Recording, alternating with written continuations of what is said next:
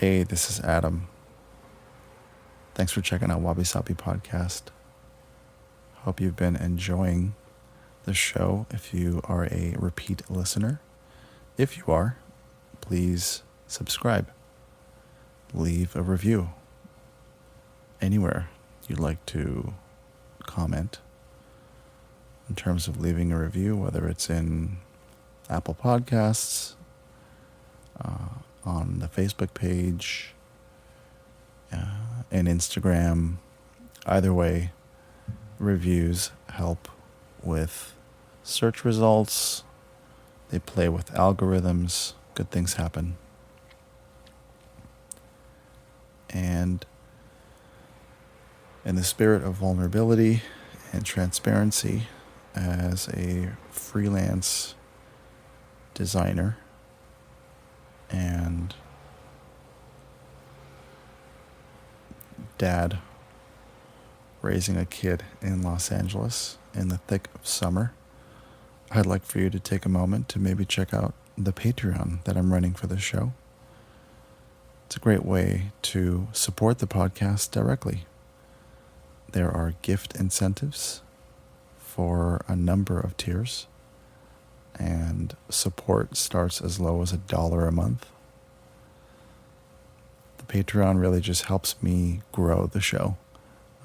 This is episode number 14, and yeah, I'd love to grow the show. I'd love to start including a video element, probably start a YouTube page along with that as well.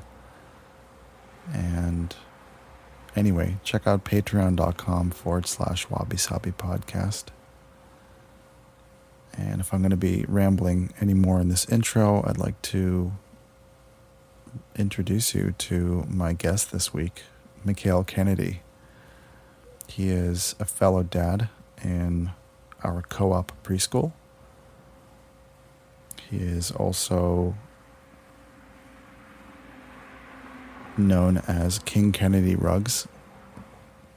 He is a vintage rug whisperer. Check out kingkennedyrugs.com. He's also a commercial and fashion photographer.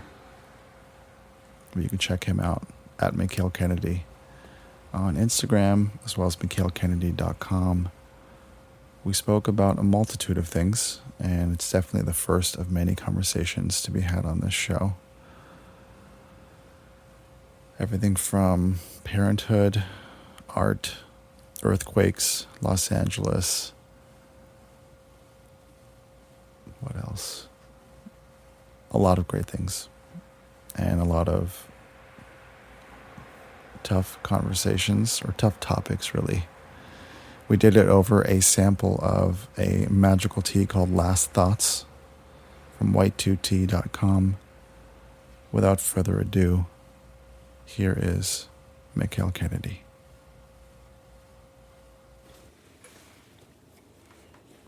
So this is a funny moment because,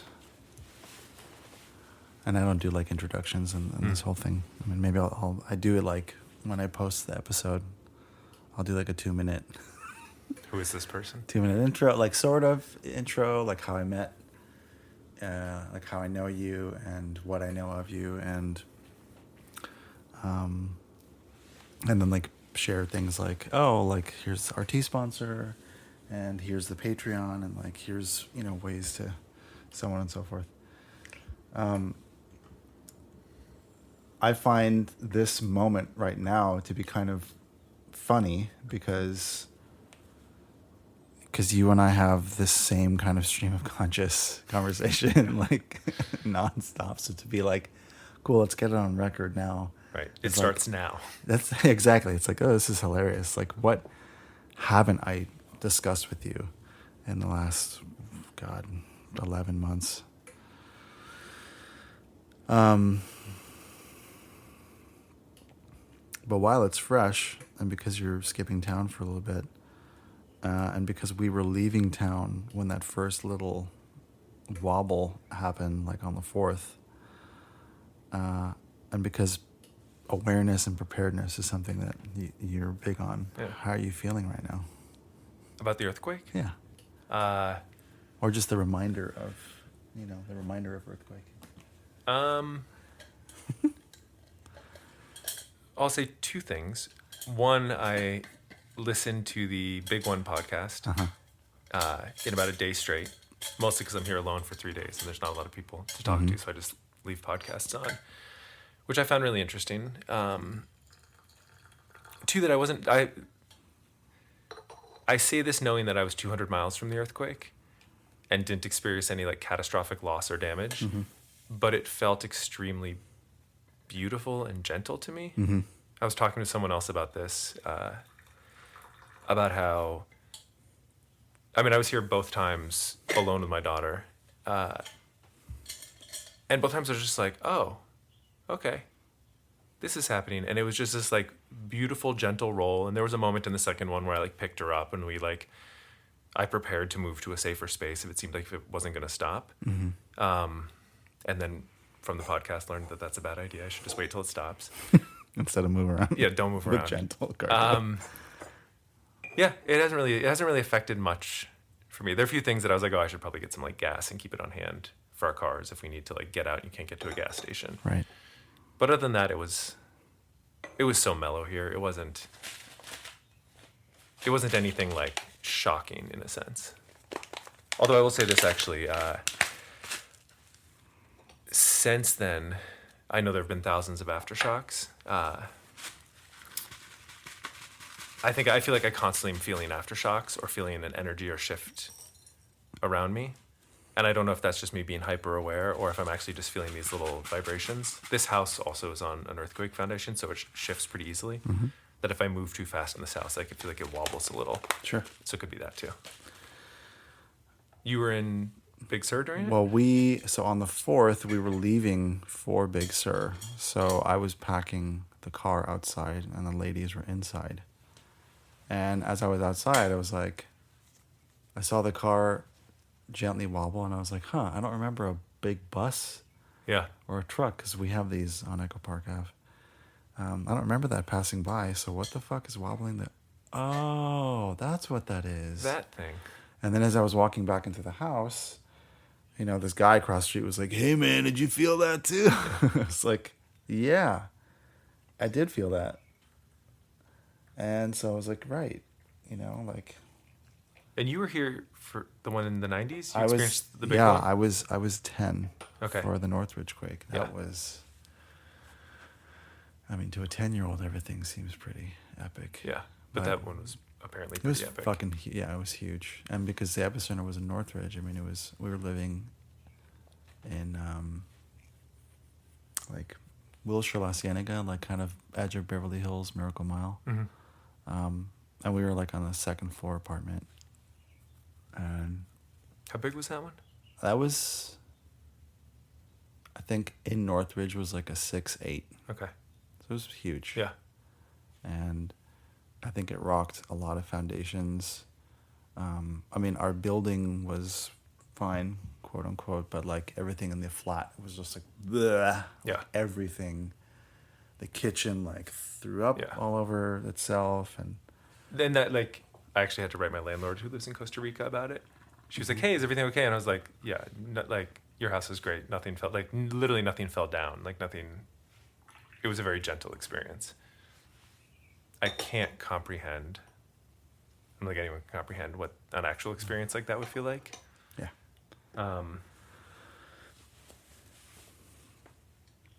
Yeah. Yeah, it was a lot. And so like it gently shook and I came upstairs and I asked my partner, I was like, that was what I thought it was, right? And she was like, yep. And and she said that she picked up our daughter and then was like, okay, well it's kind of dissipated and our daughter wasn't really like fixated on it anyway, and so it's like cool, and so we're still leaving, we're still prepping, like without any sense of like urgency. It was just that kind of unique awareness. Yeah. and that was that. And we drove up. We spent like a really leisurely 6 hours driving up to where we were staying in Big Sur. and we stopped in like Morro Bay for like a little too long, like maybe 2 hours. And then we were at a wedding the following day on Friday, the 5th, and that's when we heard that there was another bigger rumble, like, what was it, 8 something in the evening. And so it was like, okay, cool. So whenever we get back, which will be Monday or Tuesday, we got to look at our gear. Yep. And make sure, like things are where they need to be and stuff is updated. The last time we really set something up was for last year's fire season. Right, which is what got us going too. Like, exactly. So it's funny to not feel like you are like, I'm not on edge, but there's some amount of awareness or self-awareness that needs to like be like enough of a foundation to just like keep tabs on these things, or right. Stay aware of, or stay on top of, or like. That's what I found. I wouldn't describe it as being on edge, but I do. Every time there's a slight movement, I'm like, "Is this is all?" Like I've actually experienced one earthquake before in my life in Massachusetts. Mm-hmm.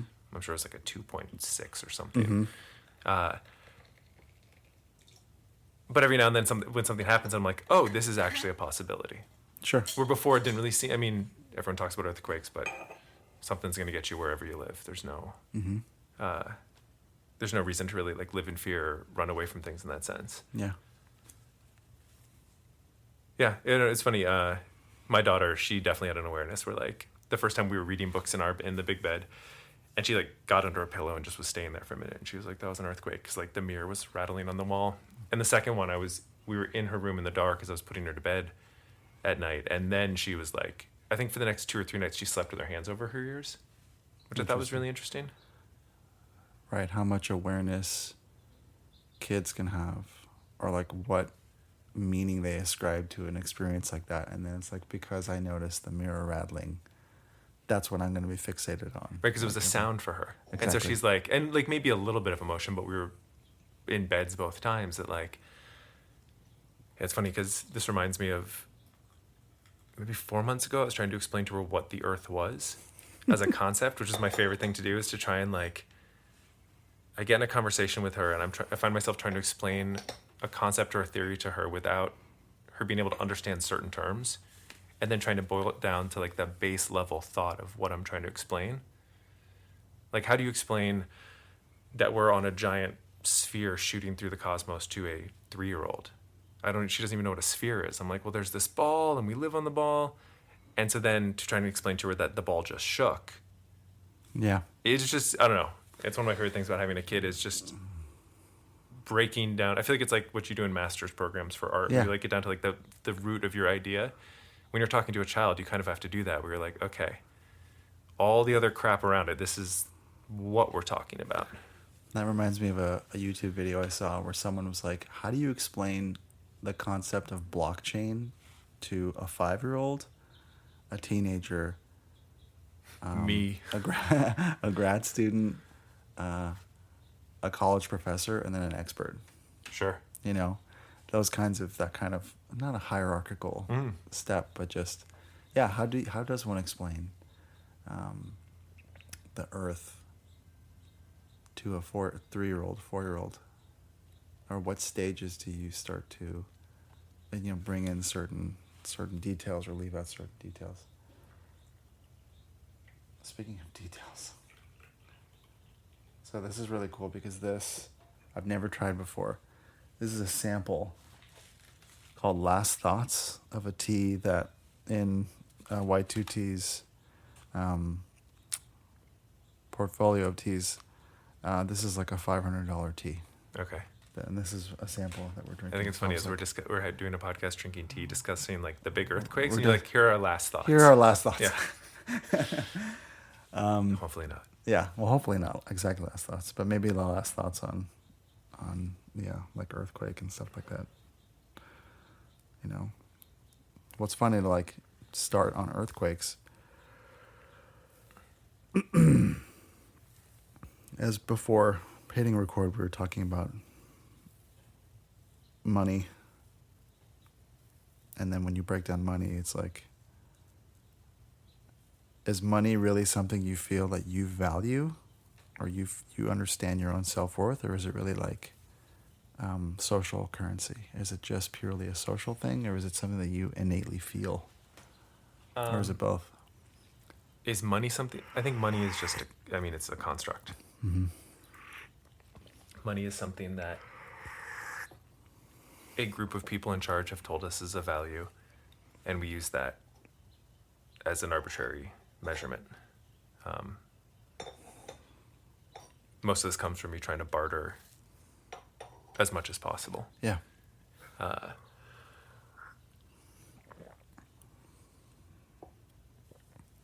Yeah. There's so many things about money. The first thing that pops into mind when I think about it is just that wealth is boring, because I deal with a lot of like luxury and wealth in my business. Mm-hmm.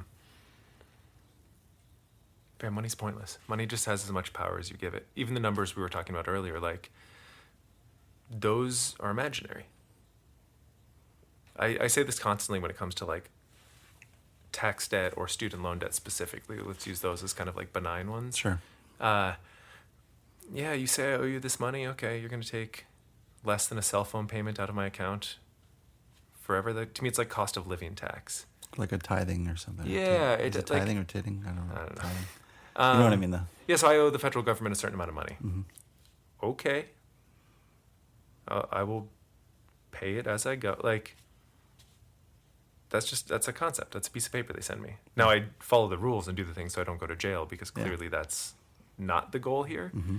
But I think people just give too much power to these things.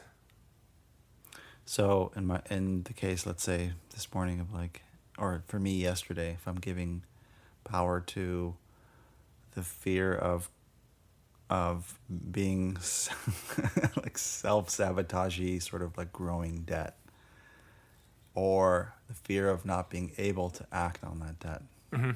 That's really what it is, more than like just the numbers themselves. Well, yeah, but I mean, there are real world ramifications of it, and there are actual things that it does. I'm not going for this full like hippie mumbo jumbo of it just doesn't exist, because it does exist, and it drives our lives. Like, I'm constantly terrified of not being able to provide for my family or pay our bills. You know, we have responsibilities now because we have children.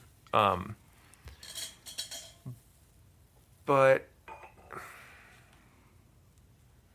there's this old quote from the Dalai Lama that I have no idea where I picked this up, and he's not necessarily the greatest person to be quoting these days, I suppose. Right, there's dirt on everyone. There's dirt on everyone, because we're human. Everyone the fuck up. Mm-hmm.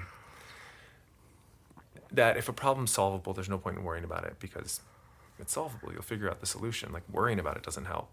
And if a problem's unsolvable, why are you worrying about it? It's unsolvable. Like, you're again just wasting energy. Right, worrying is a way of like sort of like wishing for what you don't want. Yeah, unless it like, this kind of goes to pretty much everything we talk about, whether it's like childhood trauma or any sort of issues that we deal with. To me, I have a very utilitarian or cut and dry way of viewing it, where I'm like regret and worry are useless. Like, if you regret something, don't do it again. Right. That's all you can do. Right. Dwelling on it is pointless. I get in these conversations a lot with my wife about like, well, what are we gonna do? Like, and this, there are easy ways you can analyze like why I do these things and why I react these ways, but like, let's go. We have a very limited amount of time on this earth. What are we doing? Like, you got a problem, we'll fix it. If we can't fix it, fuck it, move on. And to waste energy otherwise, I think, is just a waste of energy.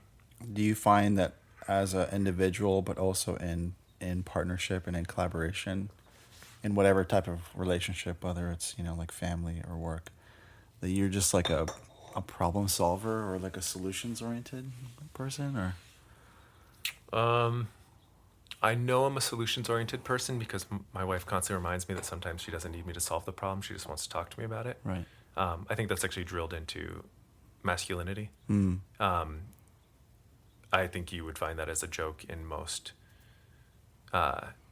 romantic comedies or even psychological circles that like the dude always steps in and is like, okay, let's fix it. And the woman's like, no, I just want to talk. Like, Right. That's something that we have to deal with. Just some kind of cliche. Yeah, but also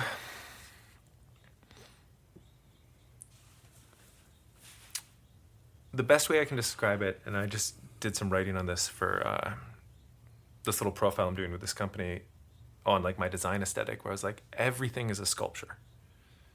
Everything in your existence should be a sculpture and should be treated as such. Your life is a sculpture, your house is a sculpture, your clothes, your car, your backpack, everything should be viewed in that way. Meaning that it has the potential to carry intention and beauty in art. And if it has the potential, then you should act on that potential. Going back to what we were talking about, whether or not you should do things, is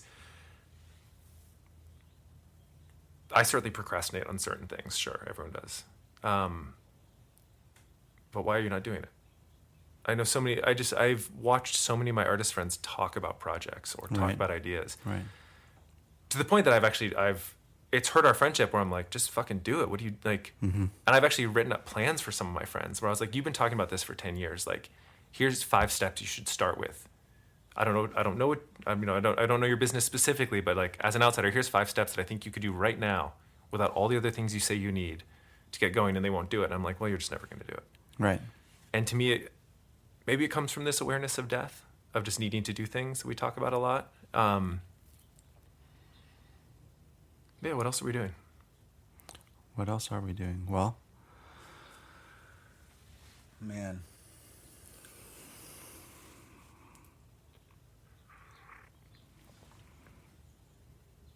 It's refreshing to hear that, because for myself, I feel like I definitely have suffered from a combination of like saying I'm going to do things and not acting on them, but Mm-hmm. also like I've tried doing a multitude of things Mm-hmm. over certain swaths of time. And then I'm like, oh, I decide that shit isn't working. I'm going to stop doing it because I'm not feeling validated from the outside, or I'm not feeling validated from whatever, peers or people don't want to buy the art that I'm making. Mm-hmm. So why the fuck do it?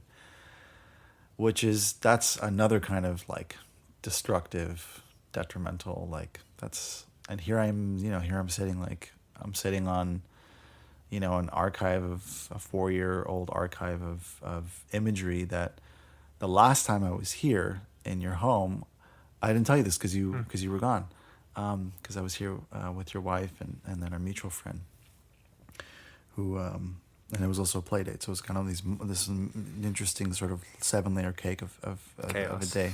Well, just lovely, yeah, beautiful chaos. As I was sitting here, I got an email from Society 6, which is this like, I know them. which is this.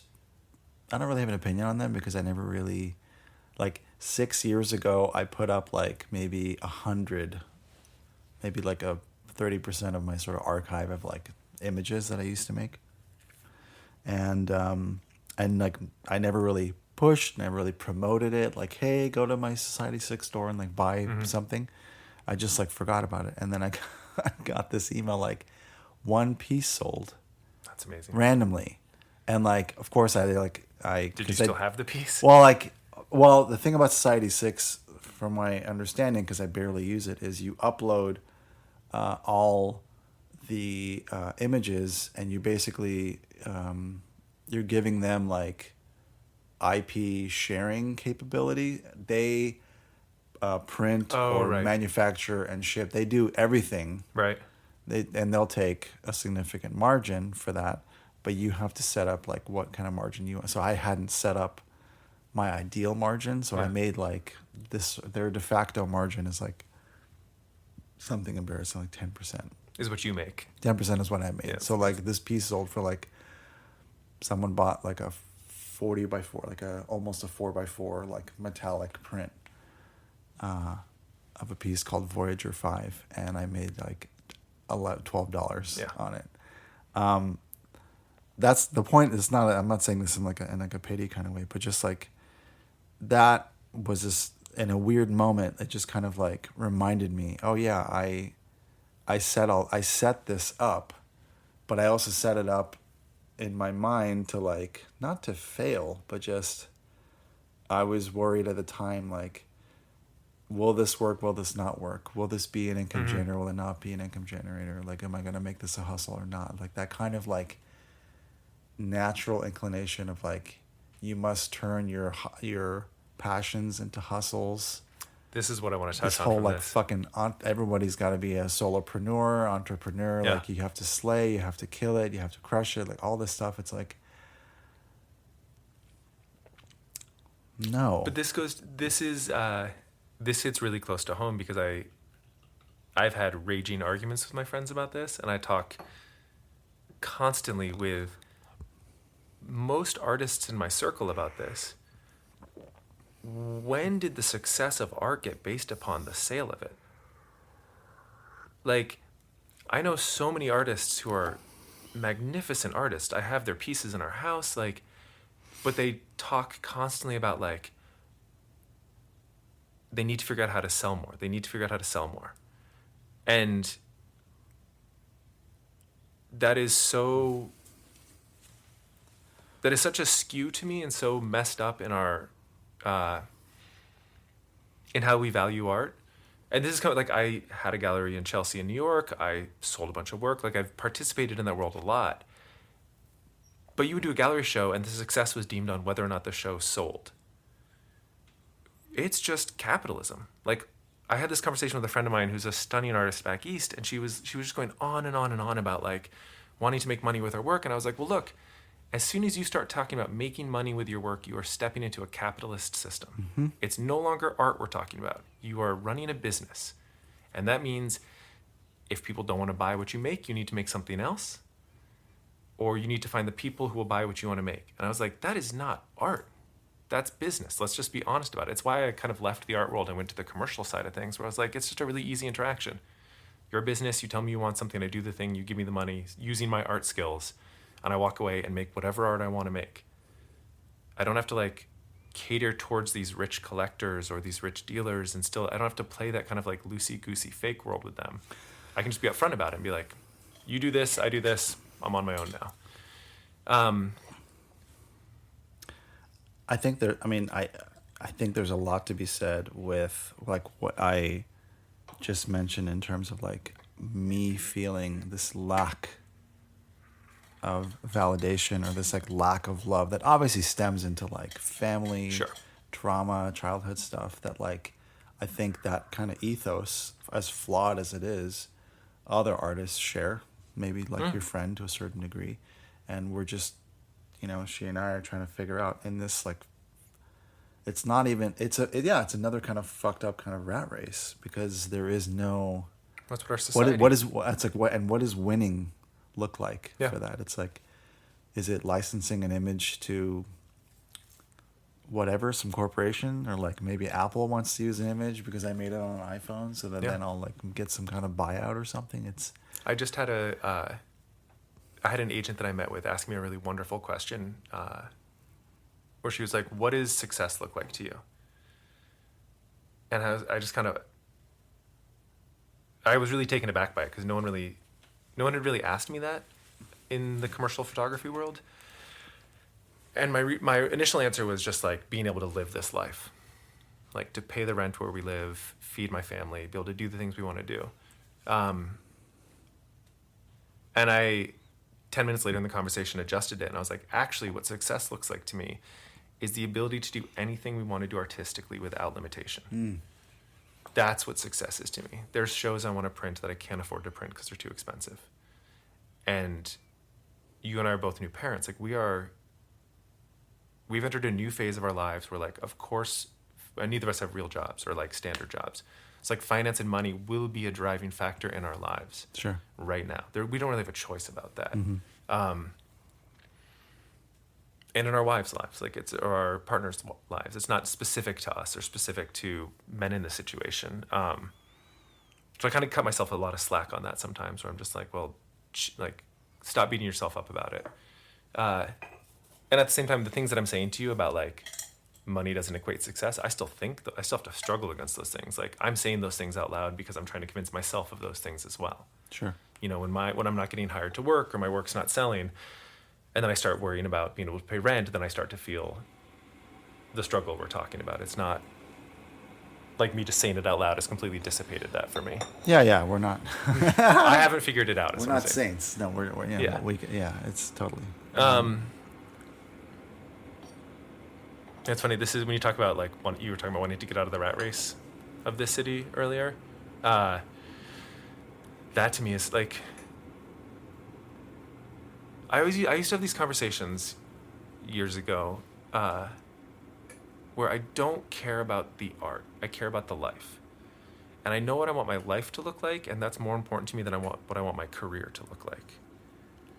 So that's success in that sense. It's like, I know where I want to be in a few years.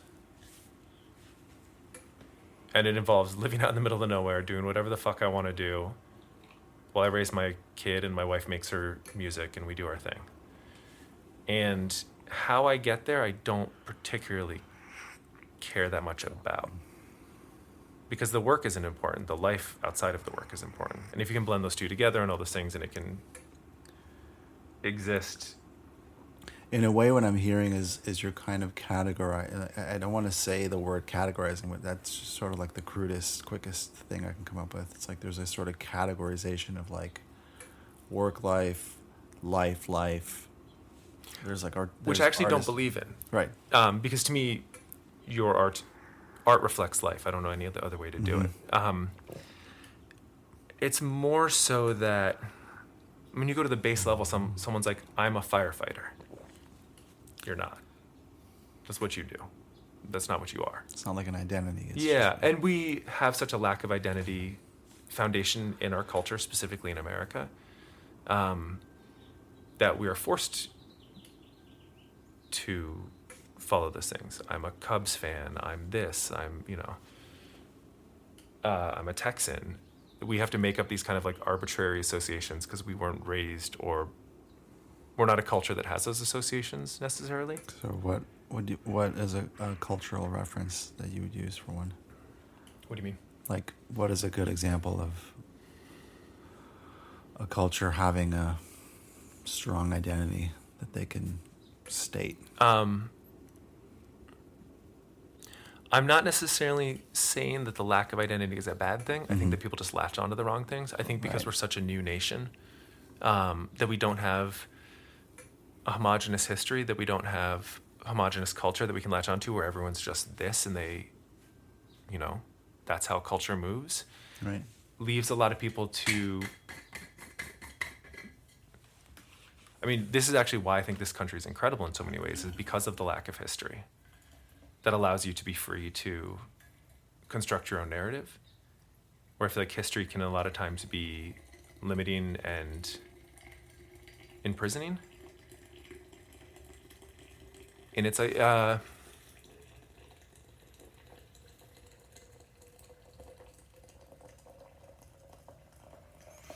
right. When I hear about like certain like European nations that obviously have a much longer and sort of more of a fraught history, that there isn't a whole lot of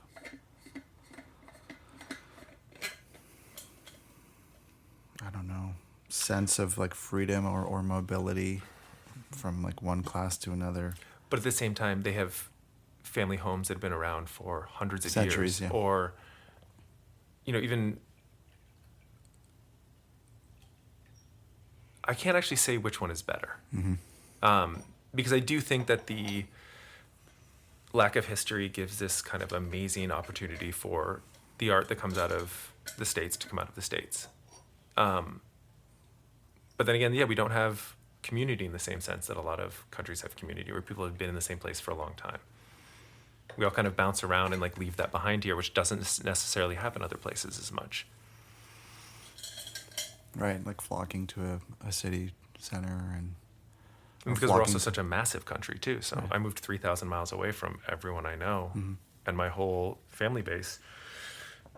And I'm not that uncommon in terms of like an American choice to make.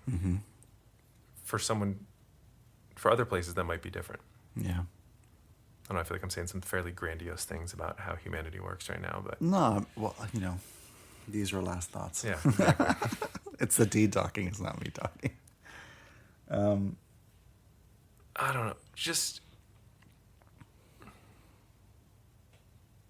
we've joked about the life philosophy that Milena subscribed to me, which is do whatever the fuck you want, don't be a dick. And I think that really pretty much comes down to more or less what I view for like the future and like what I want to be doing. Mm-hmm. Yeah.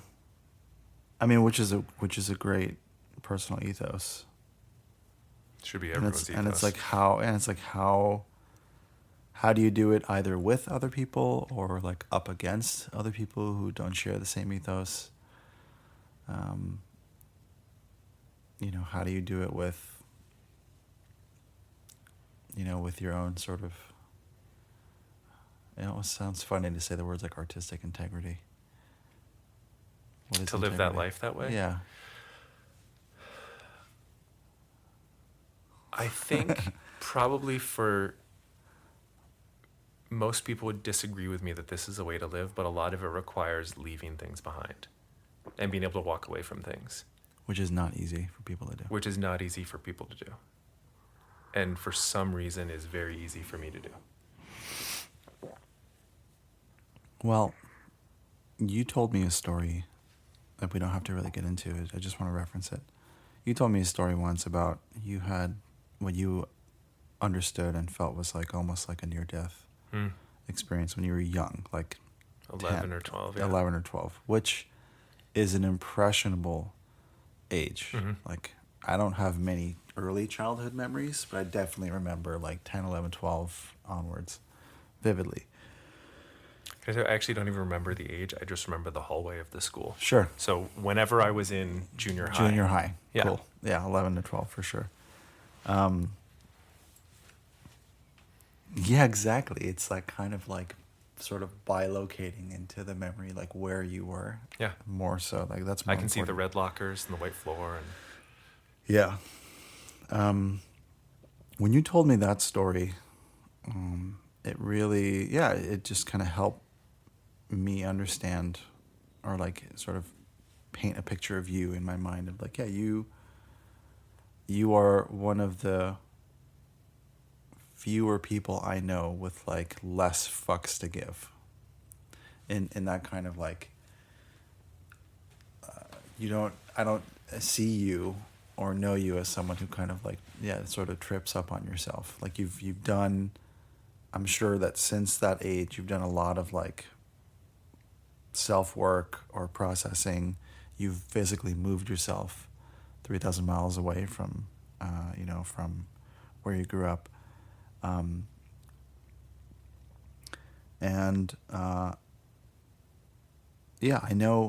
know few people with like, I don't say zero fucks or less fucks to give in a sort of like a nihilistic sense. It's really just, you don't get tripped up on nonsense or like yourself or like whatever BS. And, can I say two things? Yeah. One, I'm often accused of being a nihilist. Okay. Interesting. Which is a really funny thing because I never feel more misunderstood. And it's usually a California peace and love hippie type that accuses me of being very negative or being nihilistic. And I'm like, you very clearly misunderstand the base of everything I'm saying because of your own cloud that you have, which I always find funny. But also, it is an incredible form of armor, what you're describing, that shields all the things you're talking about. I get incredibly hung up on myself. I'm very self-conscious and very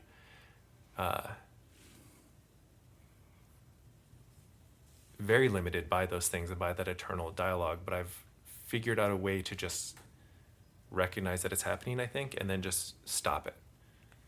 Or just, be aware of that.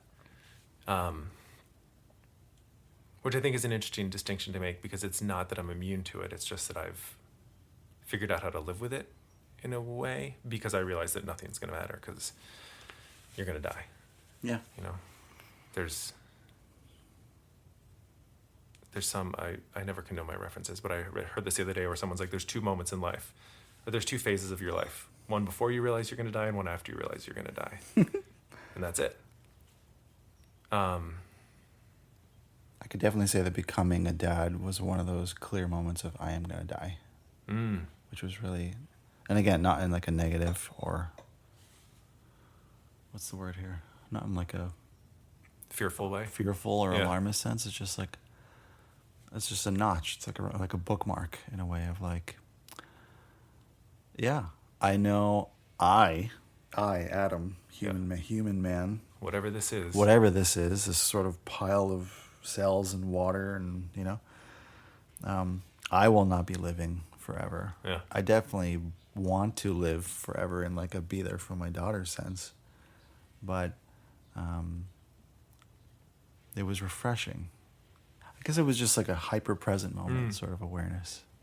So have you talked about death with your daughter? Yes, we've referenced it. We know a couple animals that have died. Yeah. We will. Yeah, I mean we've referenced it. We have two. Just we found like a dead bird outside, and we explained what happened. Yeah. This goes to this falls into the nihilistic category. But when I was little, when I would get really scared, I was a really scared little kid a lot of the time because of a lot of trauma that had happened to me. And the way I would calm myself down is I would be laying in bed at night terrified of being kidnapped or any number of things. And I was just like, spiders, things like that. And I was like, the worst thing that'll happen is I'll die. That's it. How young were you? Probably 10, 11. And not even the worst thing, because worse things would happen, but like, I can just die. That'd be it. That'd be okay. I was never suicidal. It was just like, that's okay. There's an end to this. Like, God, death comes up so much in my life. It'll come up in all of this. In having a family and having a daughter and being in her room with her, holding her while the earth was shaking. I've had this conversation with my wife before many times where I don't care if we die as long as we're together. It's if I had this thought, I was holding her, I was like, well, if this is it, I'm with her. Okay. I mean, my wife was at work. I wish she was there too, but I was just like, I'm not scared of that. I'm scared of one of us being left alone at this point. Right. I'm scared of the like pain that comes from that or the thing that, but like, okay, if in that moment we were laying there and everyone in LA died, okay, next.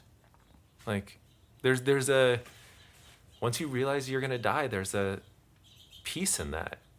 Because what are you going to be worried about?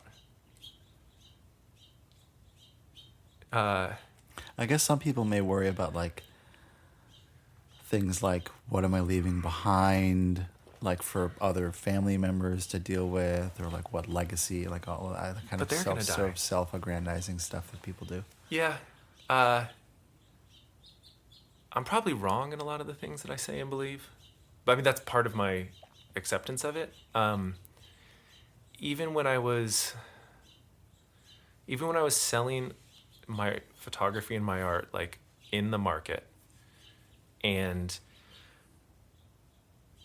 playing that game, I would always talk about how I don't really give a shit about the legacy, right? So, and again, I will also contradict myself constantly. But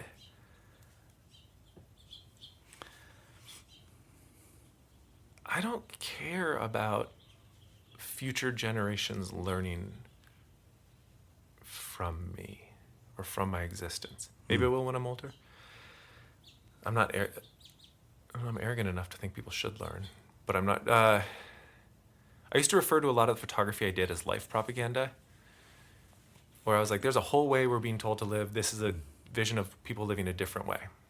I spent a lot of time, like, all the work that I did prior to probably moving to California was all about documenting this life and building this vision of a life that I thought really valued things differently and promoted a different existence than what people should do. This has been documented in a couple articles and interviews a while ago, but there was actually a guy I knew who like cites quitting his job off of reading. He was a lawyer in London. He quit his job after reading an interview that I gave with this art magazine about like what I thought. And he was like, what the fuck am I doing? Like, I don't want to be a lawyer. And he quit his job and did something else. And I learned about it because someone then sent me that interview. And I was like, that's fucking cool. Like right there, right now. Like who cares about in generations? Like that's amazing. It seems like this hyper present,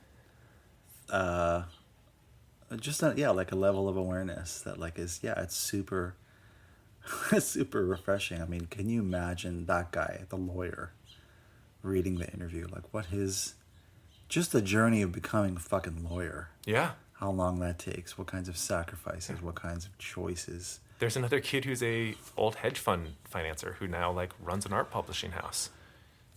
And he talks about it constantly. He's like, I did this interview with you. He's like, you said these things. You gave me a couple books to read. And I was just like, I can't do this anymore. And he went on, he changed his life. I'm not saying I'm this like grand anything, but I was just like, that's probably the greatest thing you can ever do with your life. It is a high, I mean, and it's also in a way, like, again, without focusing the attention on yourself, it is like a compliment. I would imagine, I would take that if someone would say that they're citing something that I had shared in whatever medium or whatever platform. I had shared a truth or a certain belief, and then they're like, cool, that's gonna inspire me to do ABC. Yeah, that is like, it is like its own way of, again, not in an aggrandizing way, but it is like a life affirming. It's like an affirming, beautiful thing. It's funny because it's basically someone being like, I really liked what I saw you wore yesterday, so I went out and got that thing. Yeah. Which is a huge form of flattery, but it's someone basically doing that with life decisions. Yeah. Yeah, which really echoes to me, like, one of the things that I really, really appreciate that you say, and I've heard you say more than once, where it's like, again, this goes back maybe half an hour ago, where it's like, people, like artists, need to stop trying to sort of like monetize themselves, or like, what's the way you say valuing it? their art based on its financials or like likability. You say what I like God, this tea, man. What I like hearing that you've said more than once to me is like, that is art should be made for art's sake, and you can sort of like work for a company, or you can work for wealthy people or wealthy beneficiaries to make the money you need to do the art. It's not just like, don't just try and immediately monetize. And this is, art. There's two parts about that. One, we all have to have jobs. Mm-hmm. Like, I come from very blue collar, like lower middle class, occasionally poor roots that like, I'm not sitting here speaking, like the struggle is real. Everyone has to like find a way to support themselves and live the life they want to live. But the assumption that your art is going to do that, that's also another thing that I find fascinating about that, is I think there's the whole world goes to work, right? The whole world works jobs. And there's this thing I find with artists constantly where they're just like speaking about the injustice of their art not making money, I'm just like, by what right? Mm-hmm. Like, if you get that and you figure out how to do that, kudos, like you fucking won. If you can pay any sort of your expenses off of your art or the thing you believe in and dream in, you have already won the game, because most people don't get to do that. And if you get to do that fully, you are a fucking king. But it's not like a God-given right, and it's not... Or should it be everyone's goal, really? I mean, we should have universal income, so people don't have to freak the fuck out all the time. Yeah. And understand that, like, we financially struggle all the time. Mm-hmm. Like, I still have that, and I still again, like, I still struggle with those feelings and constantly feel devalued because business gets rough for a little while or something like that. Like, no one's immune to that. Sure. There's a second part to that, but I lost my train of thought. But it's also something I've heard you say, because it's kind of how you've navigated, as you you told me your story. You've went from being in the art world in that sense, and then you've focused on being, a commercial photographer working for a variety of moneyed clients, so that you can do that work. As you said, it's an easy interaction, and then it's a cleaner interaction, and then you can turn around and utilize that money to make the art that you want. And lack of necessity is the most powerful thing I think anyone has, in any regard, necessity for anything. But that goes back to the thing, being able to do whatever we want artistically, to get to the point in our lives where I don't have to give a fuck with my art. I mean, I don't currently, because I don't rely on it to support my family, but I do things that I believe in, and I do things that I think will communicate something I want to communicate, or will add a positive to the world, which I think is pretty much all you're supposed to do. Ideally, I suppose. Ideally. To not have, I would tell anyone who thinks about monetizing their passion to be really careful, because you are destined to destroy your passion in a way. I've destroyed my passion in a way. I have been taking pictures since I was 14. I now do it for a living, and that has altered the way I interact with pictures. If I was just, there was an interview with, I think it was the photo editor of Vanity Fair 10 years ago that I read, and he had just left his job, and he talked about wanting to go back to being an amateur, and the beauty of the word amateur, and how meant to do something for love. And he's like, for so many years I've been doing this for a profession. I'm sure I'm getting the name and the magazine all wrong in this, but the idea is there that to do something for a profession for so long, and then to step back and just be like, I'm only going to do this because I love it. That to me is the highest goal. If I could just wander around and take pictures the way I want to take pictures, that would be beautiful. In reality, I can't do that, but it's still part of it. It's still the goal. It's a nice goal. It's funny. That weirdly reminds me. I read in a strange, brief interview that the guy who founded MySpace, Tom from MySpace. Yeah. He's an icon. When he cashed out, because he sold MySpace for however many millions of dollars. All he does now is travel the world taking photos. Which sounds brilliant to me. Yeah. Somebody's here. Can I pause for 1 second? Yeah.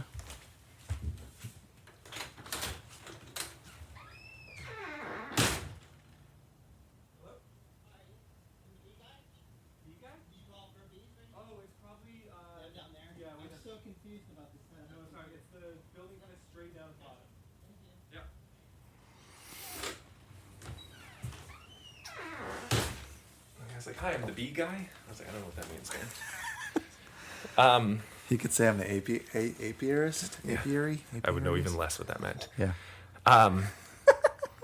It's really funny. This reminds me of my old ship captain, a guy named Danger Dave Reynolds. Back when I used to live and work in New Hampshire and do a little work on boats. He was this old, grizzled boat captain. He works on tugboats now in Rhode Island. When I first met him, he hated me. And he hated me so. He was just and he was really good friends with all my friends. And it came out after a few months that he thought I was a rich kid. And he was this poor, scrappy kid who grew up in the streets of Baltimore, and he has some pretty gnarly stories from back then. And he there was something about it, he just dismissed me. And a friend was like, "What are you talking about?" And they explained, and he came and talked to me, and he was like, "You just didn't act like you were scared. I assumed you were rich." And I was like, that's fascinating to me. That lack of fear, almost without a care in the world, because it's just how that was misinterpreted, and how that carrying, and then what we ascribe to those people and what they have and what they benefit from having that security. Sure. And, when you talk to me about, let's say, the type of gigs that you do, or the photo clients, to me, I register that as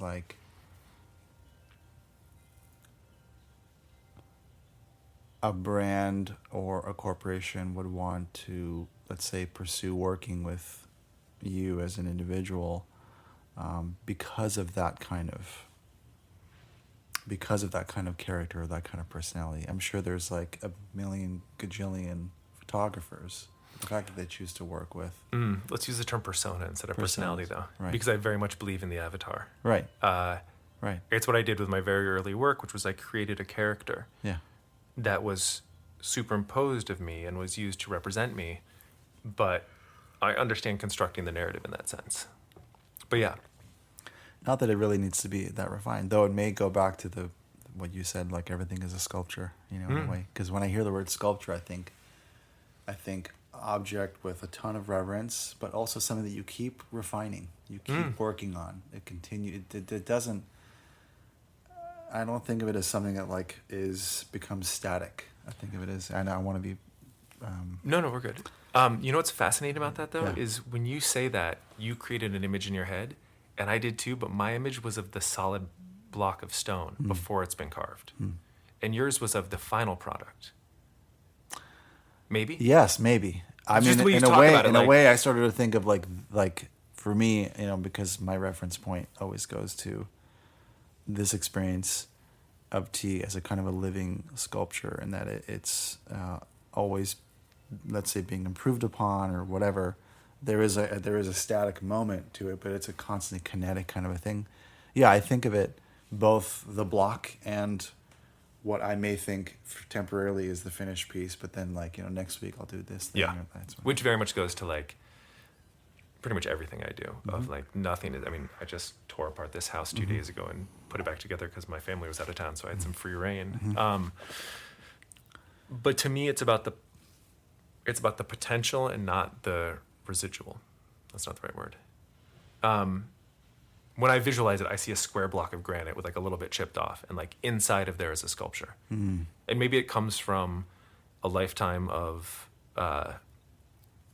self-reflection and sort of like an attempt to create beauty around me, that I'm only concerned with the like, not the potential, but the existence of it there. I mean, you could get deep into like psychoanalytical stuff of things from my childhood of like, but like finding the beauty in things and finding the beauty in things that normally aren't given that weight or aren't expected to be beautiful in that way. It's almost a statement on limitless potential, I guess. Sure. I mean, it's really perspective versus what people think is objective reality. Yeah.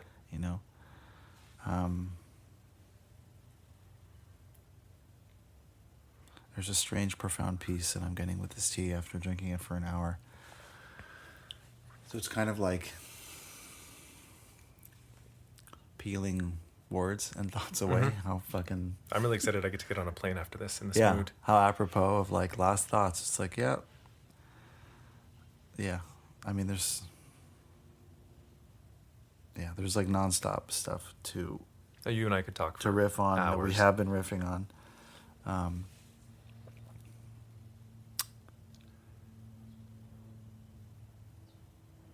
It's a good reminder. This conversation is a great reminder for me to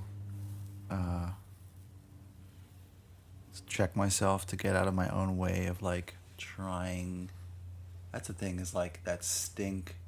I feel like in my own narrative, it's like that. I feel like I'm emanating a smell by like putting my sort of the things that I'm actively working on out there in like really dangerous places like social media, where it's like, oh, that guy, I start to think like, oh, maybe I look kind of not desperate, but I'm needing that attention. And after like 4 years of freelancing within like the tech realm, design and tech, and noticing how right now it's like, this realm is as ugly gig economy as it can get right now. I need to either find a new thing or just find the peace in myself to just like go work. But like, it's coming to a point right now where it's like, finding or making a job for myself that would just give me this sort of baseline peace of mind. Mm-hmm. So it's refreshing to hear like all these, all the stories and perspectives. Well, it's interesting. I want to be able to stop talking. I know. But it's because, again, it's an armor. Yeah.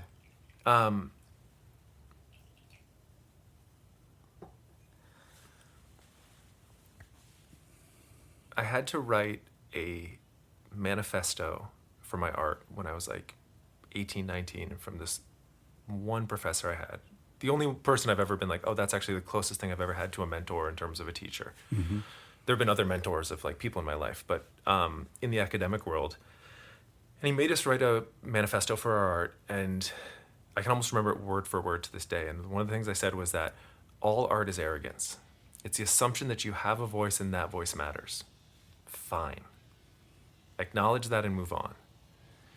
But what I do think that it requires is I think that it requires a little bit of arrogance. And to it's not to not show weakness, because that's it's not even a weakness, but to not show a faltering, I guess, with the presentation of the art.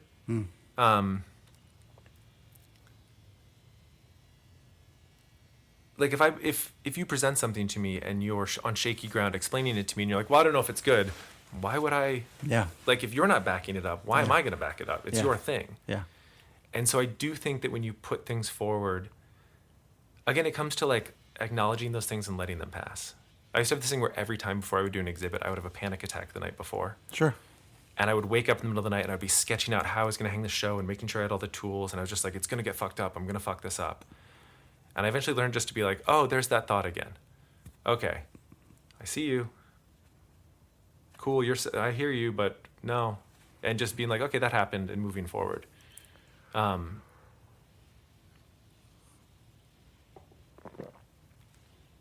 you can't show weakness in a weird way in that regard. You have to be almost like unflinching in your belief in what you do. Yeah. Even if it's a lie.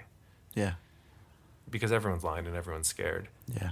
And nobody wants to follow the person who's unsure or hesitating. Mm-hmm. Because we're all doing that. So I think the few times that people are like, no, this is the thing. Even if I'm wrong, and even if I'm going to be wrong tomorrow and I'll change my mind, like right now, this is the thing. And there's a beauty in that. And you're probably wrong. I'm always wrong. Yeah. I'll contradict myself tomorrow about what I said today. Sure. That's the beauty of today. Yeah. Cool. 107. I think this is a good... Yeah, this is lovely. That's a good coda. I mean, it's a good coda, a good pause till the next conversation. Yeah. I love the idea of like recursive sort of concentric conversations with, the same folk. Yeah. Very much so. Have you ever... There's you don't have to put this in podcast, but there's that book, Seeing is Forgetting the Name of the Thing One Sees. No. Have we talked about this? No. Fuck. We haven't talked about this entirely. Robert Irwin, the guy who did the gardens at the Getty. Okay. Huge LA artist. He has a book out called Seeing is Forgetting the Name of the Thing One Sees. And it's a series of interviews over the years with him. And it's amazing to read. To me, that's the Bible of art. Like, seeing is forgetting the name of the thing the one name sees. of the thing one sees. It's just interviews with him and him talking about his work. And Cool. he's the person who I think has come closest to boiling it down to what it actually is that the art is not the object, the art is the experience. Right. And for me, that goes to, it's my experience of being alive, and the art is the relic of that. And then on the other side of the line is everyone looking at the art, and it's not the object, it's the experience they have of looking at the art and what that inspires in them. Whether that inspires them to do something or to feel something, it's just the experience. The object is meaningless. Right. You should read that book. It's right. incredible. Okay. But it's like years of conversation, which I find fascinating. Yeah. Yeah, that kind of amalgam of all that conversation. That's great. Yay. I should probably go to the airport. You probably should go to the airport. Thank you. Thank you. Hope you enjoyed the conversation. I know I did. Again, that was 2016's Last Thoughts, which is a raw puer from my tea sponsor, white2tea.com. That's WHITE, the number 2, TEA.com. Amazing resource for pu'er tea that's online. He's one of the few purveyors that I know of and have the privilege to get to know personally through the ether, who's based in the region, in the Menghai region, which is southwest China. It is the fertile, magical, faraway land where pu'er tea is cultivated and created. Check out y2t.com, and also check out mikaelkennedy.com, as well as on Instagram for his latest projects and musings as well. Thanks again for checking out the show.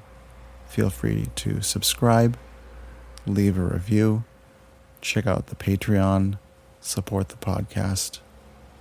This is episode number 14. Patreon.com/wabi-sabi podcast. Thanks.